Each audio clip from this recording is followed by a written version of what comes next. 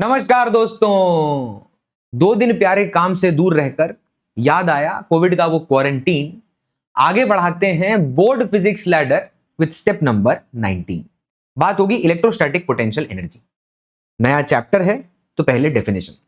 Potential energy of a charge q at a point is the work done by the external force in bringing the charge q from infinity to that point. मतलब सबसे पहले situation, एक Q charge लिया, उससे दूर एक test charge q naught positive रख दिया। अब इनके बीच में होगा रिपल्शन, तो अगर आप चाहते हैं इस क्यू नॉट को उठाकर इस पॉइंट पी पर रखना, तो हमें उस इलेक्ट्रोस्टैटिक रिपल्शन के अगेंस्ट एक force which is the external force लगाना पड़ेगा। मैग्नीट्यूड में सेम होगा, डायरेक्शन में ऑपोजिट। अब दिक्कत यह है कि हमें वर्क चाहिए। वर्क किसका? एक्सटर्नल फोर्स का। एक्सटर्नल फोर्स का वर्क निकालने के लिए प्रॉब्लम यह है कि हमारा इलेक्ट्रोस्टैटिक रिपल्शन वेरिएबल होगा, इनवर्स स्क्वायर लॉ को फॉलो करेगा, और दूरी बदल रही है, और जो एक्सटर्नल फोर्स आप लगाएंगे वो भी वेरिएबल होगा, यानी work is due two variable force. और जब भी ऐसा हो तो वर्क को छोटे छोटे हिस्सों में तोड़ दीजिए। यानी हम मान लेते हैं कोई पॉइंट ए है और वहां पर हमारा चार्ज क्यू नॉट रखा है। अब हम वहां से छोटा सा एक डिस्प्लेसमेंट dx देंगे और हम उसको बी पर ले जाएंगे। अब इसके लिए जो dw यानी छोटा सा वर्क होगा उसको लिखते हैं एफ डॉट डी, यानी एफ डी कॉस थीटा। सबसे पहले फोर्स का मैग्नीट्यूड होगा उस पर्टिकुलर पॉइंट पर k q q naught by x square. ध्यान दीजिए डिस्टेंस x है। डिस्प्लेसमेंट लिखेंगे वो होगा माइनस dx। क्यों? क्योंकि ओरिजिन हमने माना है अपने चार्ज पर, कैपिटल क्यू पर, तो डिस्प्लेसमेंट का जो सब्ट्रैक्शन आएगा फाइनल माइनस इनिशियल वो नेगेटिव आएगा। और यहां लगाते हैं एंगल, वो होगा cos 0 डिग्री, क्योंकि आपका एक्सटर्नल फोर्स और डिस्प्लेसमेंट सेम डायरेक्शन में है।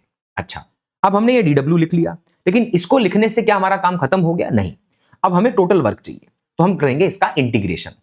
मान लीजिए हम किसी r इनिशियल से r फाइनल तक ऐसा करते हैं, तो ये करने के लिए हमारा जो वर्क है वो 0 से WE तक, यानी टोटल वर्क हमें मिल जाएगा। तो मान लीजिए ये वाला तो WE आ जाएगा, लेकिन यहां पर जो जो कांस्टेंट है उसको इंटीग्रेशन से बाहर निकाल लिया, k q q naught by x square. क्या बाहर आ जाएगा? बिल्कुल नहीं, वही वेरिएबल है, यानी इंटीग्रेशन और माइनस बाहर रखिए, dx अपॉन एक्स स्क्वायर।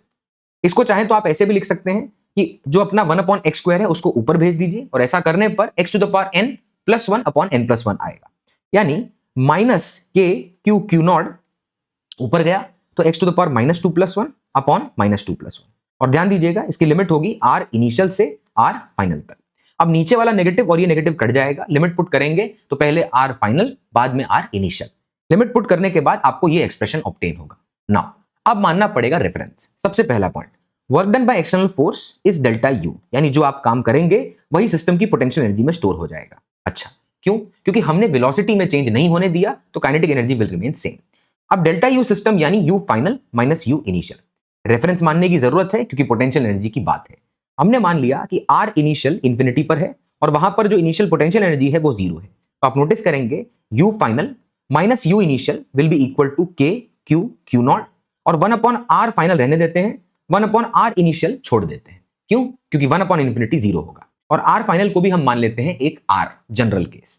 तो नोटिस करिए ये भी 0 हो गया, और फाइनल पोटेंशियल एनर्जी आएगा k q q naught by r. यानी सिंपल, अगर एक चार्ज है कैपिटल क्यू, उससे आर दूरी पर एक स्मॉल चार्ज क्यू नॉट रखा है, तो उनका पोटेंशियल एनर्जी होगा k q q naught by r. Simple. और ध्यान दीजिएगा यहां पे चार्जेस विथ साइन पुट किए जाएंगे, और ऐसा ना करने का पाप हम नहीं करेंगे। एक सवाल, एक चार्ज क्यू है जो कि सर्कल के सेंटर पे रखा है, हमने सेमी सर्कल का रास्ता लेते हुए ए से पॉइंट बी तक एक क्यू नॉट चार्ज को ले गए, और हमें कहा find the work done in moving the test charge. अच्छा, आप नोटिस करिए जब ए से बी हम लेके जाएंगे तो ए पॉइंट पर कैपिटल क्यू और क्यू नॉट की potential energy and B point पर capital Q and Q naught की पोटेंशियल एनर्जी सेम होगी, इसलिए चेंज इन पोटेंशियल एनर्जी 0 आएगा और work done by external force 0 आएगा।